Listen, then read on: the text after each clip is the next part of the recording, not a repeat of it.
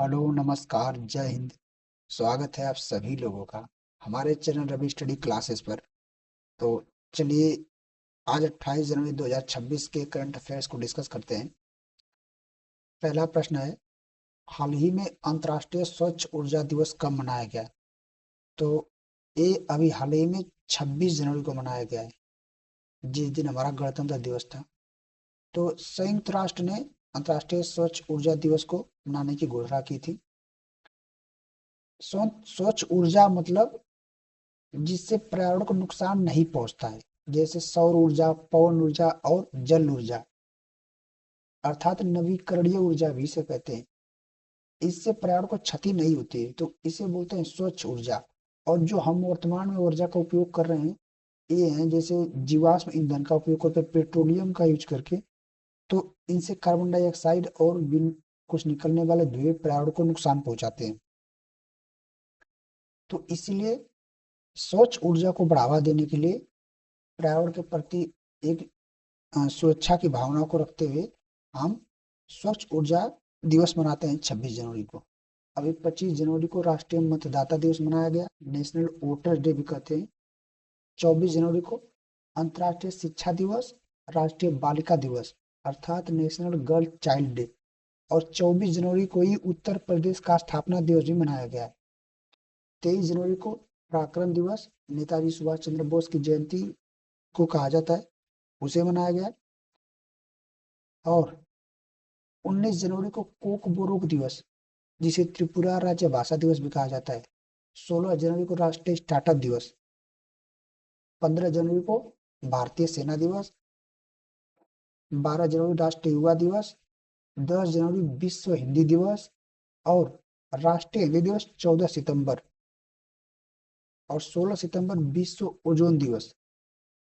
और 5 दिसंबर विश्व मृदा दिवस। 5 जून विश्व पर्यावरण दिवस। और 21 जून विश्व योग दिवस। और 21 दिसंबर 21 जून से 6 महीने बाद 21 दिसंबर को विश्व ध्यान दिवस अर्थात वर्ल्ड मेडिटेशन डे मनाते हैं। और 22 मार्च को जल दिवस। 22 अप्रैल को पृथ्वी दिवस। 11 जुलाई विश्व जनसंख्या दिवस। और आपको बताना है कि अ, अ, वाता जो सूर्य से आने वाली किरण होती है, पराबैंगनी किरण, उसको वायुमंडल की कौन सी परत आने से पृथ्वी तक रोकती है? ठीक है, इसका आंसर आपको कमेंट में करना है। तो इससे आपके इतने दिवस रिवाइज हो गए। चलिए बढ़ते हैं अगले प्रश्न की तरफ। अगला प्रश्न है, हाल ही में महाराष्ट्र के पूर्व राज्यपाल और उत्तराखंड के पूर्व मुख्यमंत्री को कौन सा पुरस्कार दिए जाने की घोषणा की गई है? तो इन्हें पद्म भूषण दिया जाएगा अभी। इनका नाम था भगत सिंह कोश्यारी। मैं यहाँ पर, इनका नाम क्या है? भगत सिंह कोश्यारी। अभी मैं कल बताया था कि जो हमारे बॉलीवुड के एक्टर थे धर्मेंद्र देओल, उनको पद्म विभूषण दिया जाएगा। और इस बार 5 लोगों को पद्म पद्म विभूषण दिया जाएगा, 13 लोगों को पद्म भूषण और 113 लोगों को पद्म श्री। अर्थात इस बार कुल 131 पद्म पुरस्कार दिए जाएंगे। ठीक है। और अलका याग्निक जो हमारे सिंगर हैं, उनको भी पद्म भूषण दिया जाएगा। ठीक है। पद्म श्री जो भारतीय क्रिकेटर रोहित शर्मा है, और हरमनप्रीत कौर महिला भारतीय क्रिकेटर, इनको पद्म श्री दिया जाएगा। और मैं कल बताया था कि जो हमारे अंतरिक्ष यात्री शुभांशु शुक्ला हैं, उनको अशोक चक्र दिया जाएगा। शांतिकालीन सर्वोच्च वीरता पुरस्कार अशोक चक्र होता है। तो इस सवाल से आप इतने प्रश्नों को उसके साथ रिलेट करके याद कर सकते हैं। और एक क्वेश्चन एग्जाम में आ सकता है, भगत सिंह कोश्यारी को कौन सा पुरस्कार दिया जाएगा? ठीक है, तो इसे याद रखना। बढ़ते हैं अगले प्रश्न की तरफ। हाल ही में किस राज्य और स्टारलिंक के बीच सैटेलाइट कनेक्टिविटी को बढ़ाने के लिए समझौता किया गया है? तो गोवा के बीच में किया गया है। गोवा के जो कुछ दूर इलाके हैं वहां पर जैसे बिजली की सुविधा और इंटरनेट की सुविधा को बढ़ावा देने के लिए यह समझौता किया गया है। गोवा के वर्तमान में मुख्यमंत्री हैं प्रमोद सावंत। क्या नाम है उनका? प्रमोद सावंत। और एक बार और आपको बता दूं कि गोवा भारत का सबसे छोटा राज्य है और गोवा के राज्यपाल हैं पुष्पति अशोक गजपति राजू। और अभी हाल ही में देखो, पहले वर्तमान में गोवा में टोटल 2 जिले थे केवल, लेकिन अभी एक नया जिला जुड़ा है जिसका नाम है कुसावती। तो कुसावती गोवा का तीसरा जिला बना है। गोवा स्थापना दिवस कब मनाया जाता है? 30 मई को। और गोवा मुक्ति दिवस 19 दिसंबर को, क्योंकि 19 दिसंबर 1961 को गोवा पुर्तगालियों से आजाद हुआ था। पहले वहां पुर्तगालियों का शासन था। ठीक है ना? तो इतना आप गोवा से याद रख सकते हो। तमिलनाडु। अभी तमिलनाडु के जो मुख्यमंत्री हैं एम के स्टैलिन, इन्होंने घोषणा की है कि जलीकट्टू महोत्सव में जो भी खिलाड़ी सबसे अधिक सांडों को काबू करेगा, और वहां पर सांडों को काबू करने वाले खिलाड़ी को बुल टेमर कहा जाता है। तो जो भी सबसे अधिक सांडों को काबू करेगा उसे पशु विभाग में सरकारी नौकरी दी जाएगी। और तमिलनाडु की राजधानी चेन्नई। तमिलनाडु के मुख्यमंत्री मैंने बता दिया कौन है? एम के स्टैलिन। और आपको तमिलनाडु का एक प्रमुख शास्त्रीय नृत्य है, मतलब एक भारत का शास्त्रीय नृत्य है जो तमिलनाडु राज्य से संबंधित है, उसका नाम है भरतनाट्यम। और अभी उर्मिला सत्यनारायण को नृत्य कला निधि पुरस्कार से सम्मानित किया गया था, जो कि भरतनाट्यम से जुड़ी हुई है। ठीक है ना? मध्य प्रदेश। मध्य प्रदेश में रातापानी टाइगर रिजर्व है, जिसका नाम बदलकर अभी वाकड़का टाइगर रिजर्व किया गया है, जिसका जो श्री विष्णुधर वाकड़कर है उनके नाम पर। छत्तीसगढ़। अपार आईडी बनाने में अपार आईडी के निर्माण में छत्तीसगढ़ सबसे टॉप पर रहा है। और छत्तीसगढ़ का एक कोपरा जलाशय है, उसको रामसर साइट घोषित किया गया है। बढ़ते हैं अगले प्रश्न की तरफ। हाल ही में किसने डॉक्टरों को आर्टिफिशियल इंटेलिजेंस के द्वारा प्रशिक्षण अर्थात ट्रेनिंग के लिए एनबीएमएस एआई का उद्घाटन किया है? तो एआई के माध्यम से डॉक्टरों को ट्रेनिंग दी जाएगी। इसका उद्घाटन किया है अनुप्रिया पटेल ने। ये हमारी स्वास्थ्य राज्य मंत्री हैं। एनबीएमएस एआई मतलब national board examination of medical science.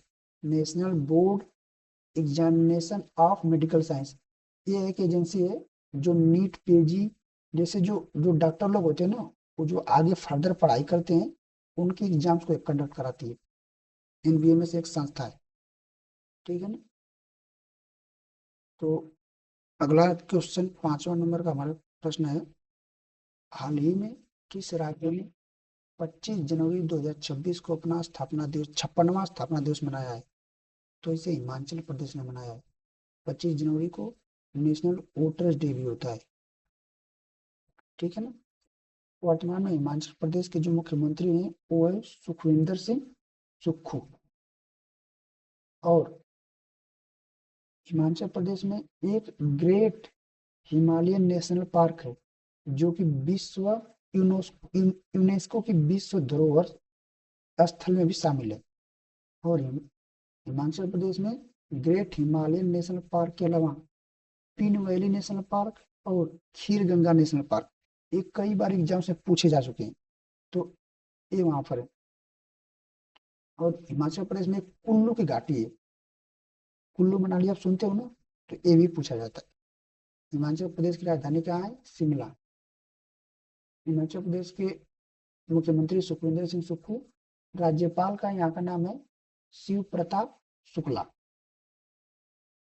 और सबसे अधिक सेब हिमाचल प्रदेश में होता है। भारत में सबसे अधिक सेब का उत्पादन हिमाचल प्रदेश राज्य में होता है, इसलिए हिमाचल प्रदेश को भारत का सेब राज्य भी कहा जाता है, अर्थात एप्पल स्टेट। ठीक है ना।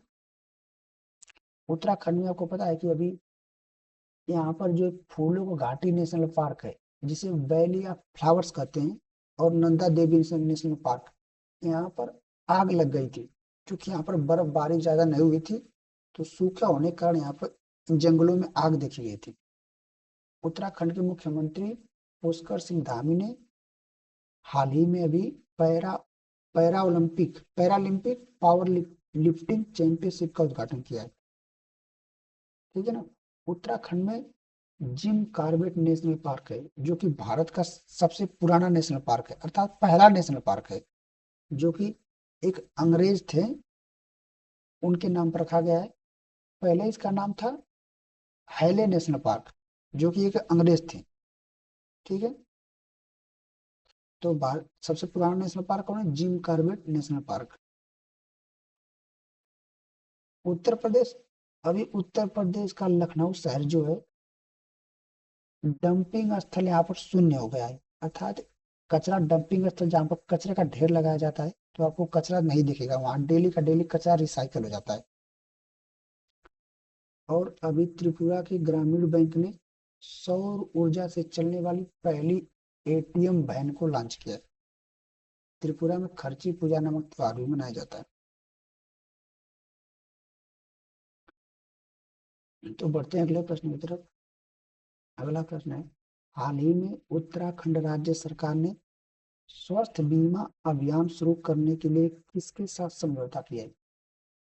तो उत्तराखंड राज्य ने अपने लोगों को एक अच्छी चिकित्सा सुविधा और स्वास्थ्य सुविधा उपलब्ध कराने के लिए स्वास्थ्य बीमा ये अभियान शुरू किया है। यह आईटीबीपी के साथ इसको मिलकर शुरू करने जा रहा है। ठीक है। आईटीबीपी का हेड इसमें कौन है? आईटीबीपी के जो डायरेक्टर जनरल है, हेड या चीफ या director general, Shatrujeet Singh Kapoor. ITBP का पूरा नाम है इंडो तिब्बतन बॉर्डर पुलिस, अर्थात भारत तिब्बत सीमा पुलिस भी कहते हैं हिंदी में। इसके वर्तमान में डायरेक्टर जनरल या महानिदेशक या प्रमुख शत्रुजीत सिंह कपूर है। अभी हाल ही में इनका नियुक्ति की गई है। बीएसएफ बीएसएफ के अभी हाल ही में हेड किसको बनाया गया है? प्रवीण कुमार को।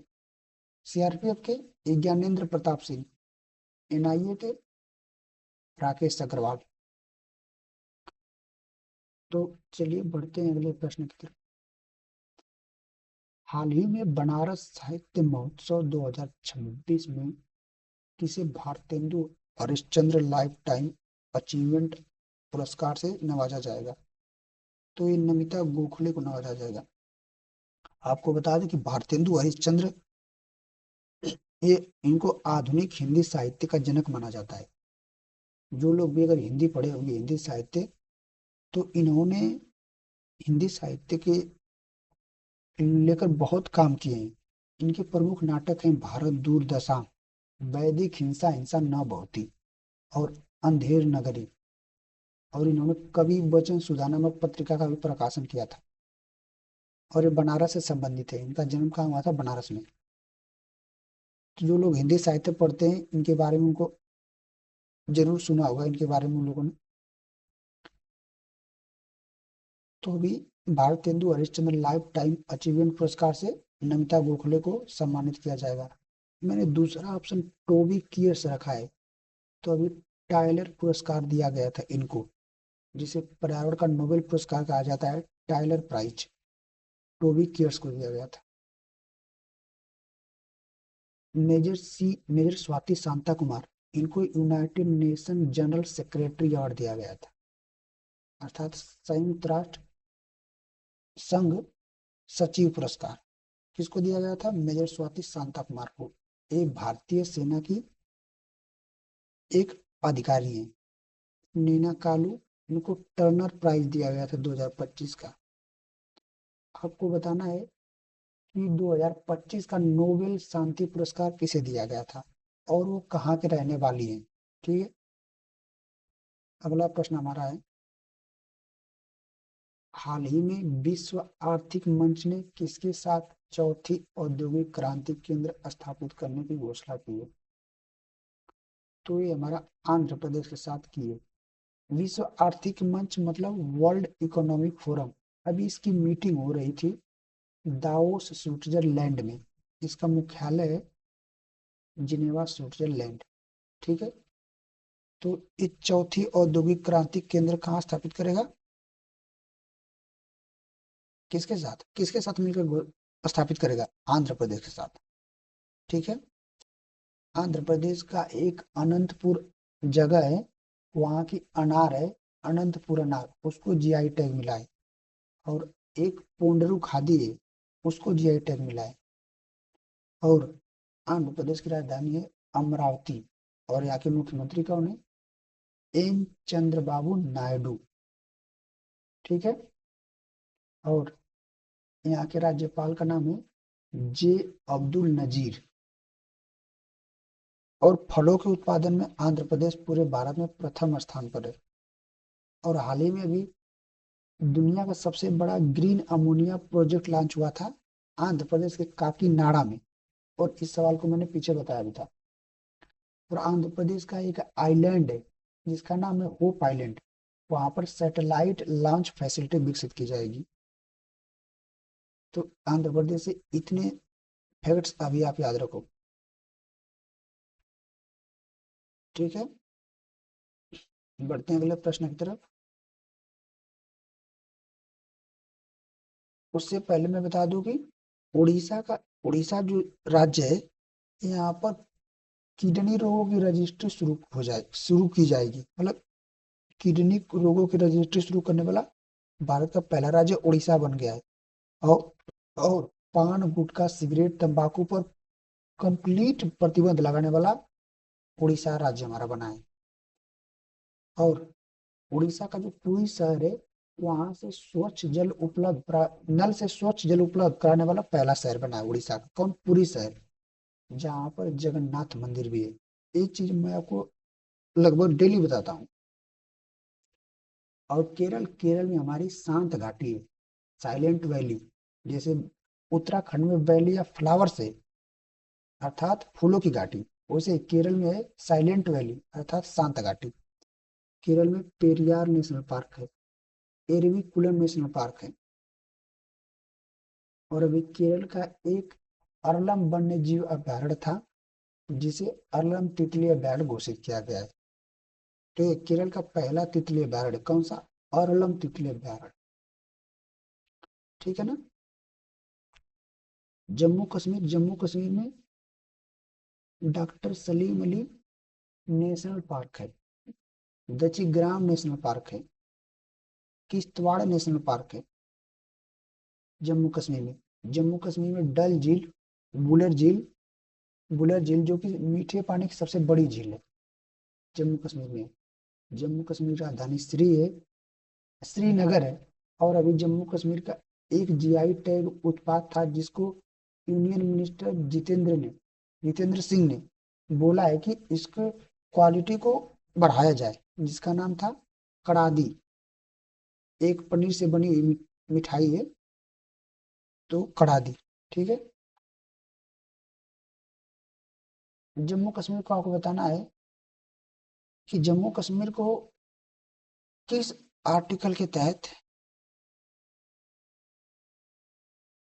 बताना है कि जम्मू कश्मीर को अमित शाह ने किस आर्टिकल के तहत स्वतंत्र कराया अभी हाल ही में। ठीक है,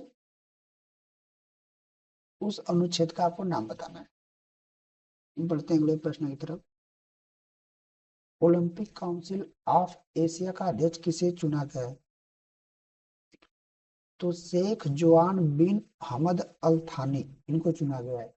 पीवी सिंधु एक बैडमिंटन की खिलाड़ी हैं, इनको बैडमिंटन वर्ल्ड फेडरेशन अर्थात बैडमिंटन विश्व महासंघ का अध्यक्ष चुना गया है। ठीक है, प्रवीण वशिष्ठ जो भारत में घूसखोरी और भ्रष्टाचार संबंधित मामलों को देखने वाला डिपार्टमेंट है, vigilance commission, central vigilance commission, जिसे हिंदी में कहते हैं केंद्रीय सतर्कता आयोग। उनके अध्यक्ष चुने गए। कौन? प्रवीण वशिष्ठ, रविंद्र कुमार अग्रवाल। इनको फूड कॉरपोरेशन ऑफ इंडिया अर्थात भारतीय खाद्य निगम, उनके प्रमुख इनको बनाया गया है, रविंद्र कुमार अग्रवाल को। और अगर राकेश अग्रवाल पूछा जाए तो एनआईए अर्थात नेशनल इन्वेस्टिगेशन एजेंसी। तो इनमें आप अंतर जरूर रखें कि राकेश अग्रवाल और रविंद्र अग्रवाल दोनों अलग लोग हैं। आज का हमारा अंतिम प्रश्न है, एशिया का सबसे बड़ा civil aviation event wings India 2026 किस राज्य में शुरू होगा? तो तेलंगाना में शुरू होगा। तेलंगाना की राजधानी कहाँ है? हैदराबाद। तेलंगाना आंध्र प्रदेश से अलग होकर 2014 में एक पूर्ण राज्य बना था, ठीक है ना। असम में एक काजीरंगा नेशनल पार्क जो कि एक सींग वाले गैंडों के लिए फेमस है। यहाँ पर एक है असम, असम में एक स्थान है डिगबोई, जो कि भारत का पहला तेल रिफाइनरी कारखाना डिगबोई में स्थापित किया गया था। मणिपुर, मणिपुर में लोकटक झील, जहाँ पर एक पूरी दुनिया का तैरने एकमात्र तैरने वाला नेशनल पार्क, जिसका नाम है केवू लामजाऊ नेशनल पार्क, मणिपुर में पाया जाता है। और ये लोकटक झील में यह होता है, ठीक है। केबुल लेमजाओ नेशनल पार्क, जो कि तैरता हुआ नेशनल पार्क है, फ्लोटिंग नेशनल पार्क कहते हैं अंग्रेजी में। और लोकटक झील मणिपुर, उसी झील में यह पाया जाता है, केबुल लेमजाओ नेशनल पार्क। मणिपुर की राजधानी क्या है? इम्फाल। और अभी असम में एक उत्सव मनाया गया था जिसका नाम था बगुरुम्बा नृत्य, बगुरुम्बा नृत्य। और तेलंगाना में मनाया जाता है बथुकम्मा महोत्सव। मिजोरम, मिजोरम में एक त्योहार मनाया जाता है चाप चार कूट महोत्सव, चाप चार कूट। मिजोरम की राजधानी है आइजोल।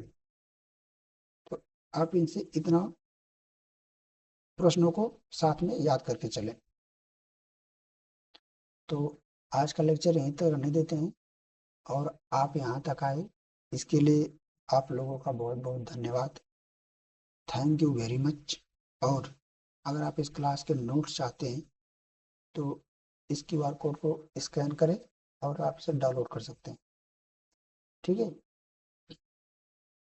चलिए मिलते हैं अपने करंट अफेयर्स की अगली क्लास में। तब तक सभी लोग मस्त रहिए, स्वस्थ रहिए और अपनी पढ़ाई करते रहिए। जय हिंद, जय भारत।